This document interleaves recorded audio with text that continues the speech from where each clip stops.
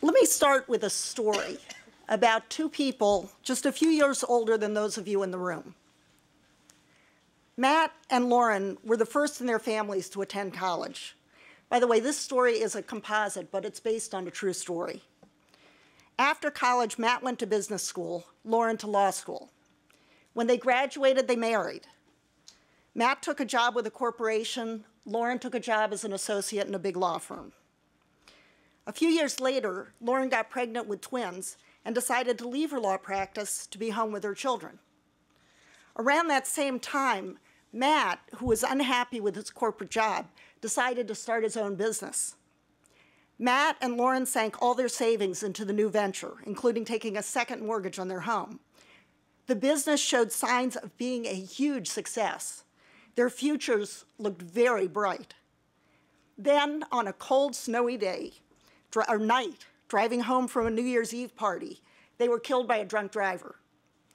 They had no life insurance, and their estate had insufficient assets to cover the mortgage and all the personal and business debts. Lauren's parents took in the grandchildren.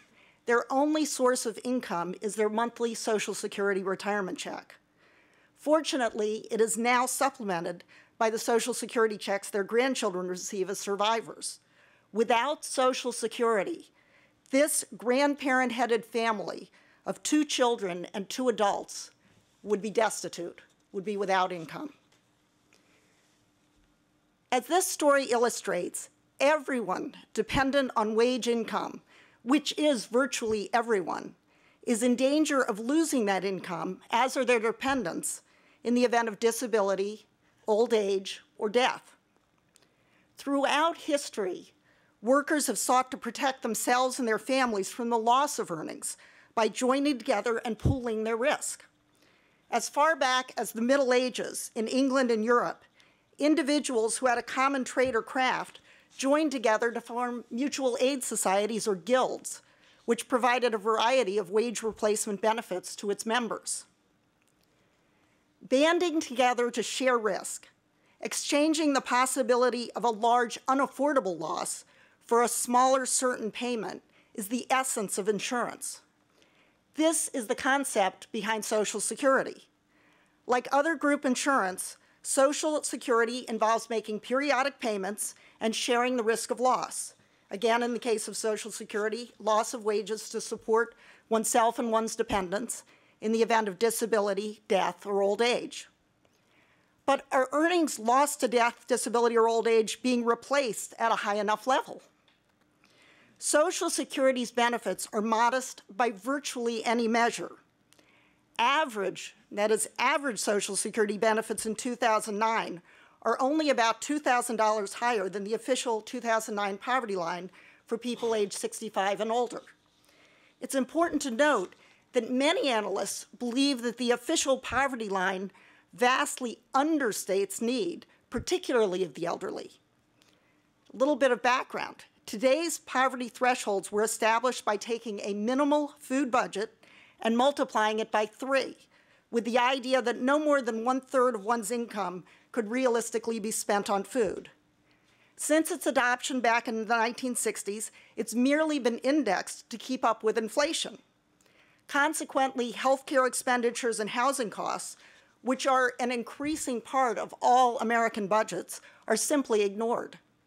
One particularly troubling assumption of the poverty threshold is that people aged 65 and older need less to eat than younger people. As a result of this supposedly reduced nutritional requirement, the poverty threshold for people aged 65 and over is around $1,000 less than that for others. Much needed new research is underway by 2 nonprofit groups to develop an elder economic security standard. It seeks to be a more refined measure than the poverty line by taking into account expenses such as healthcare costs. It also takes into account whether a household rents, owns a home without a mortgage, owns a home with a mortgage. Average Social Security benefits are well below this new standard. For an elder homeowner in good health and without a mortgage, an average Social Security benefit covers only 81% of minimal expenses. For a renter in good health, the percentage falls to 63%, and those are people in good health. This is really unsurprising when one realizes that the average Social Security benefit is less than the wages of someone working full-time at the minimum wage. The measure of adequacy compared to some minimal standard tells only part of the story, however. Experts, as Kathleen said, generally measure the adequacy of retirement income or other income designed to replace wages in terms of those lost wages. The concept is that the retirement, disability, or survivor benefit, in order to be adequate, should allow beneficiaries to maintain their standards of living. Too low replacement rates may just barely prevent someone from falling into poverty, but may nevertheless force people to sell their homes, move from their neighborhoods, cut all expenses dramatically.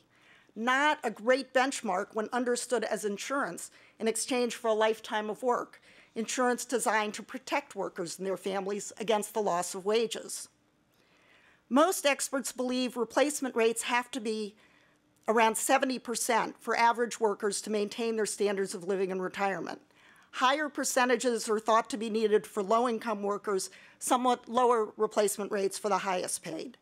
Social Security's current replacement rates are too low by a large margin to allow the maintenance of pre-retirement standards of living for almost anyone, as this chart shows. At least I hope. Nope. Oh, I'm hitting the wrong. Okay, thank you. And I know it's a little hard to read, but the black, and you've got it in your packet as well if you can't see it on the chart, the black lines represent towards the bottom, represent United States replacement rates. As the chart highlights, they are extremely low by international standards. Moreover, these already minimal replacement rates will be even lower in the future, both as a result of current law increases in the retirement age, as Kathleen talked about, which because of Social Security structure are indistinguishable from an across-the-board benefit cut for retirees, and also because Medicare premiums, which are automatically deducted from Social Security benefits for most beneficiaries, are, as a result of rapid increases in healthcare costs, increasing much faster than inflation generally. In theory, the problem of inadequate retirement income could be addressed by private pensions and private savings. In reality, these arrangements have never provided adequate supplementation for most retirees and are becoming less adequate and less secure, not more. The recent economic downturn, which has cost the American people an estimated $2 trillion in pension wealth, has brought into sharp focus the insecurity of private sector arrangements. Now, it seems to me the logical response to the failure of private pensions and individual savings to supplement adequately Social Security for most retirees is to simply increase Social Security's benefits. But can we afford it? The news is full of talk of an entitlement crisis, of which Social Security is a major culprit. Lumping Social Security together with Medicare and Medicaid as part of an entitlement crisis obscures rather than clarifies what's actually going on. The growth in the nation's healthcare costs, private as well as public, has for decades far outpaced income growth in the United States, a fact that shows no signs of abating. Medicare and Medicaid simply mirror this growth. As this graph shows, if the historical rate of growth were to continue into the future, we would spend more than 30% of our gross domestic product on health care in another 25 years, approximately 56% in 50 years, and a whopping 99% in 75 years. That's what's at stake in this healthcare debate that's going on right now.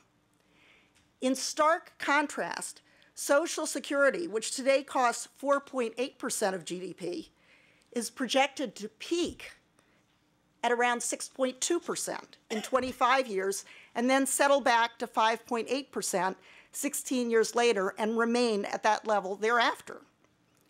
This increase in cost to 6.2% is not only manageable, but unsurprising and fully warranted.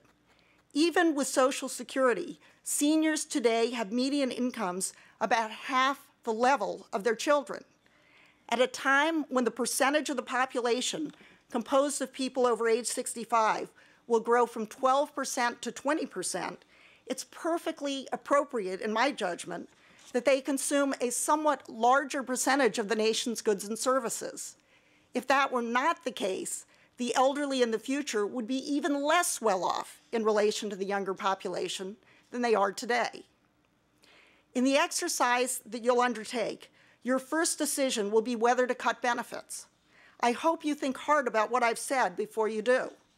The second decision is whether you want to find revenue for increases. In your materials are several yellow sheets that have a variety of proposals aimed at adequacy. And I'm just going to go through them very quickly for you if you want to pull out either or both of those sheets.